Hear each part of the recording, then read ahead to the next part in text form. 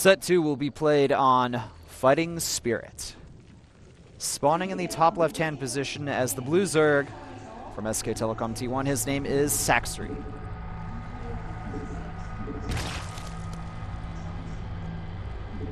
His opponent is from KT Roaster, spawning as Red Protoss on the bottom right position of the map. His name is Stats.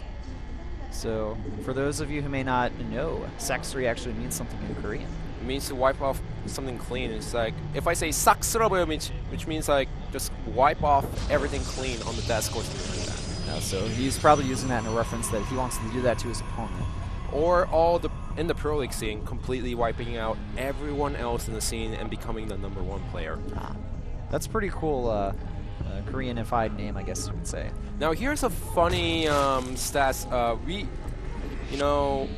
We can't see the matches because they didn't release a replays or any cast of the VODs, but there was a not WCS, excuse me, MOG qualifiers in Korea, and this guy, don't get surprised, this guy defeated Innovation 2-1 in round of 16. Yowzers. Because of this guy, you will not see Innovation in the States. Yeah, so, Sacsri, well, I hope you've just accepted that you got a lot of new haters out there. I'm sorry, I just had to say it, but it's the raw data like I shown on the screen. It's been 61 days since Sacsri came out on Pro League, and it's been about 100-something days before since the day he won in Pro League. Wow, that's actually a pretty significant amount of time there. So the last game he won was, I think, back in Wings of Liberty then. Now his opponent's stats, he made it into MOG. You'll see this guy in United States pretty soon. He defeated Trap, Rain, and tied 2-1 every single time to make it into MLG. Pretty impressive. I actually think that it's really cool that Korea has its own like MLG qualifiers. That kind of adds a really cool dynamic. It's like having like a little, it's like a mini Korean tournament, and then they get to go to the real one. Yeah, well, they get paid to go there if they win the tournament. So, hey man, why not participate? If Kespa lets you and you're on a Kespa team, I'm sure you'd jump at that chance. But you have to defeat every single player from the Kespa scene, and to be a little bit more exact with the MOG tournament, the players, they were divided into 3 groups, and only 3 players made it out of every single Kespa players out there. This is actually really interesting. We have a 3 hatch before pool opening for Sacsri, now getting his gas after the pool, and also notice the position of the 3rd base as well. Yeah, the dirt. I don't think we've seen this before PvZ as far as base location goes. I'm also surprised that he's getting a gas inside the main base a little bit. So he's trying to get the gas up early up inside the main base, and that's a counter against the gateway opening from his opponent's Stats. But usually on this map, they get the gas at the 3rd base. And indeed, it looks like Stats is going for that gateway expansion opening, getting both gases as well. And he does have his Militia Core out. But the triple hatch before pool is a really good way to deal with the gateway first opening, because it allows you to get more economy than usual, and you have enough larvae to deal with their attacks earlier on. Now let's talk about the expansion a little bit more. Stats is going to expect the expansion to be at 12 o'clock position at this point. And when he scouts the lack of an expansion there, he's going to be a little bit confused, maybe play a little bit more defensive, and we'll see if he actually ends up scouting the other base on the middle left position on the map. Well, you also have to think about how Fighting Spirit was played out back in Brood War, because 3rd players, they just took bases around the map anywhere they wanted. So Stats, after seeing a lack of expansion at the 12 o'clock base, he should just tell himself, I need to double check around the high yield gas expansions, just to double check and make sure that either my opponent Sacsri is going for two base play, or he got a sneaky hatchery at the 9 o'clock position. Well, he's getting 12 Zerglings right now, as well as Zergling speed, and ooh, this Queen out here, it's going to be spotted. And the Mothership Core is going to run away, but I think the location that Queen was walking should tip off Stats, and the Ling's moving in that direction as well. He's got to know, though, now that there's probably an expansion down there, and I should double check at some point. Roach is behind this from Sacsri as Stats is making Phoenixes. Yeah, warping in 3 Zealots as well. 16 Zerglings out on the way from Sacsri. Looks like he's expecting an attack from his opponent here. So which is actually what's going to happen. Yeah, exactly. But it's not going to be a large attack. You know, it's only 3 gateways, and the Stargate opener is spotted behind this as well. So really common though. So Sacsri won't be too surprised for that. And you know, I mean, He's made a lot of Zerglings here. He's continuing to build up some drones behind this. He's going to have that speed really soon. He's going to be able to surround these Zealots effortlessly and should be able to pick them off. The Time Warp not going to really do too much damage here. The Zealots are doing a lot of work here, but eventually they're going to get picked off. He should have just recalled. He's losing too many Zealots behind us. Ooh, and the Zerglings moving in here trying to pick up the reinforcements, but just not enough Zerglings here. Going to force him back. Still, you know, I guess overall not bad for stats because if you think about it, man, look at how many Zerglings are being produced. Yeah, well, you also have to count the fact that Sacsri is doing a nice job just not overbuilding Roaches at this point. He's made 0 Roaches after realizing that he was able to defend using only Zerglings behind us. Yeah, wants to focus on using the gas for his tech right now as he gets his layer up. And we also have some spores going around Sacsri's bases for defense as well to deal with the Phoenix, which is, of course, an excellent choice. Now, to talk about Sass's pressure a little bit more, the most ideal would have been force a lot of Zerglings out, which is what happened, and save all of his units, which is something that did not happen. So the Zergling is finally outside of Stats' space here. And it's just going to do a little bit of scouting. I love the map control here from our Zerg player, but at the same time, we have like a little tiny, like a mini area, like an attack staging area from Stats that's just kind of like all off in a weird position on the map. Well, think about this. Once Sacsri sees a number of Zealots over there, Stats, if he has enough mana, he could just recall anytime he wants once the unit gets surrounded. Oh, but those Zealots are just saying, I want you to produce a lot of Roaches right now. And the Overlords are getting picked off by the Phoenix. A little bit of a mistake here from Sacsri.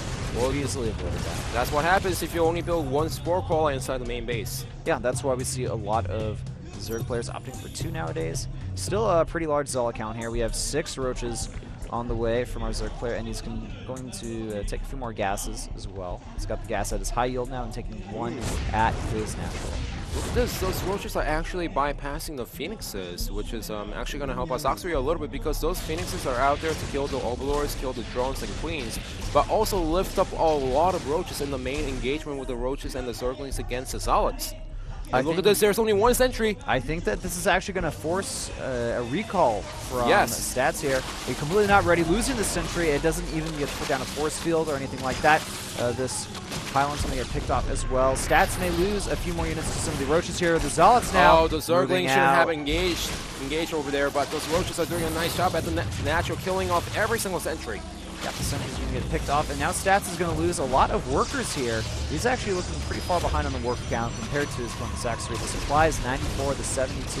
Zerg player in the lead, warping in a few more units here, and he's trying to go for an attack, but I don't think it's going to work. There's a lot of Roaches in production. Speed is almost complete for the Roaches, and we got some creep spread around the map as well. Roach is going to get picked off by this Phoenix. The Phoenix count actually is getting pretty high here. Now up to 8 Phoenixes. We don't really see that too often. And yeah, that Roach count needs to recall. Yeah, those Zealots are going to melt. Yeah, those Zealots are going to melt. So it's better for Stats to just recall out of there and get a lot of sentries with the natural to defend against the Roaches. But does he have enough energy? The problem is with the Roaches, they almost have the speed upgrade. Oh, look at this though. Try to go for it. Nice use of Time Warp here is going to be able to pick off a good amount of Roaches as well, being as cost efficient as possible with this attack, but the Zealots will eventually fall. Remember though, they are only minerals. The Roaches cost gas. Yeah, well, look at the Roaches. They're just tearing apart every single Zealot. The Phoenixes, they have some energy left field and they're getting taken apart. So nice job by Stats, but what are those Phoenixes going to do? Here's my question. They're going to be annoying. They're going to pick up a few units here and there, and they're going to force Hydras. Yeah, well, look at this. Roaches at the natural once again. No sentries to put down the force field against the Roaches, and we don't know the unit count between the 2 players, but we do have Hydras coming out on the way from Sacsri, and we have Immortals coming out from Stats. And here's the biggest point.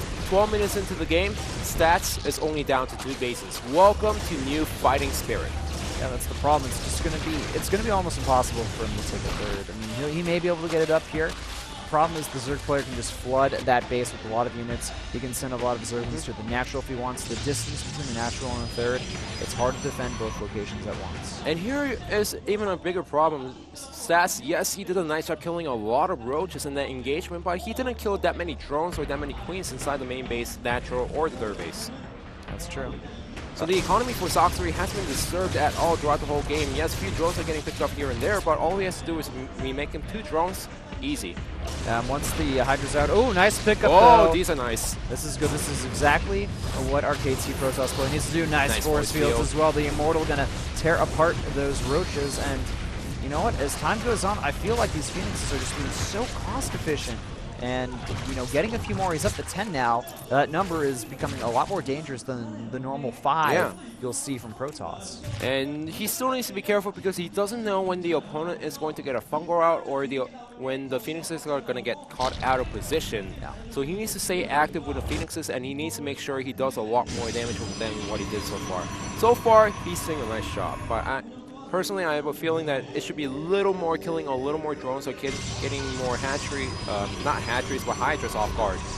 I like this. A third base going down from Stats, and because he has so many Phoenixes out, he's forced his opponent into a mainly Hydraless composition, and in turn, Stats is getting the Colossi out now, and once he's on those 3 bases, you know, he'll be able to easily deal with that. Gotta be careful there, not losing any Phoenixes. Good for Stats, but he's down to 8 from 10. And third base under construction has been spotted. Are we going to see an attack from Sacsri? Is he going to go for it? Well, it's still early to call if he's going to go for it or not. And because of the number of Phoenixes that he has, he could ignore one sport quality for a few seconds before backing up. I would like to see a 4th base from Sacsri right now. I think that's what he should do here. A 4th base would be an excellent decision for him. He's not going for an all-in. He's just trying to play a macro game behind it, so he needs a 4th base. He's depending on the fact that he has a high yield gas, and that's acting quote-unquote as the 4th hatchery over there. Oh, nice. But he needs to get a total clock expansion up. I noticed that Sacsri was trying to get that extra base, but the Phoenixes came in and picked off the ground. And this full wall off here at the 4th base is going to be really annoying. Sacsri, I don't think he can actually attack into this and succeed with the combined power of the Phoenixes and the Colossi and force fields. Yeah, well, he's going to try to engage in a different location. This may work out as Stats doesn't have that much ground army, but he also needs to be careful of the Phoenixes. He's got to be very careful. The force fields have to be perfect here. But all Sacsri has to do is bust through the right, getting the pylon and the gateways. He's got a 2nd Colossus in this army, a lot of Zealots. The army composition is mainly Hydra-based. Looks like Stats defense.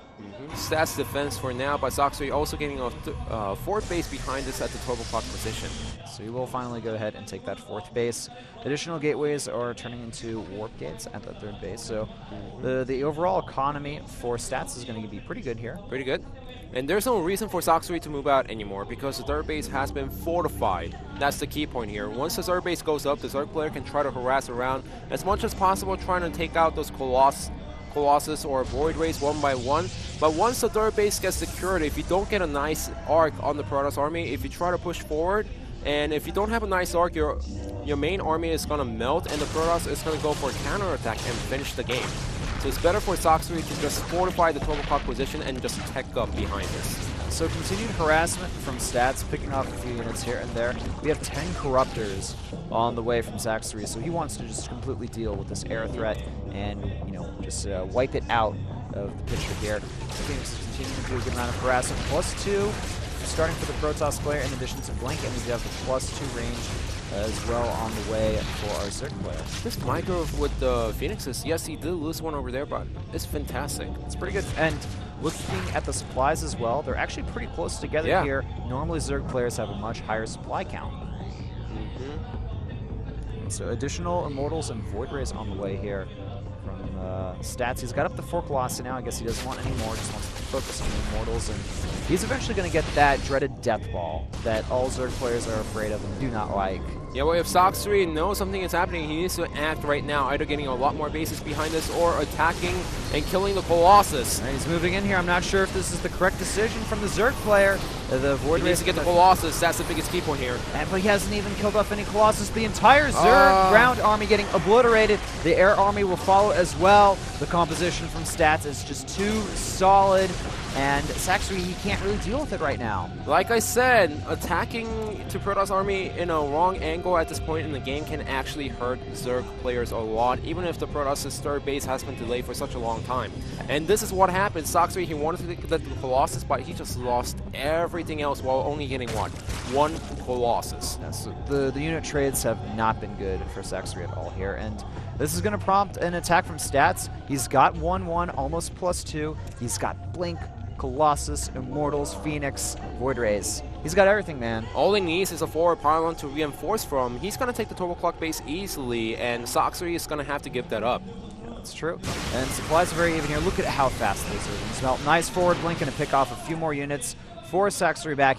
I think he realizes that he cannot defend this 4th base, and he's going to be forced to do something else. It looks like he wants to go for a counterattack, but is that the right decision?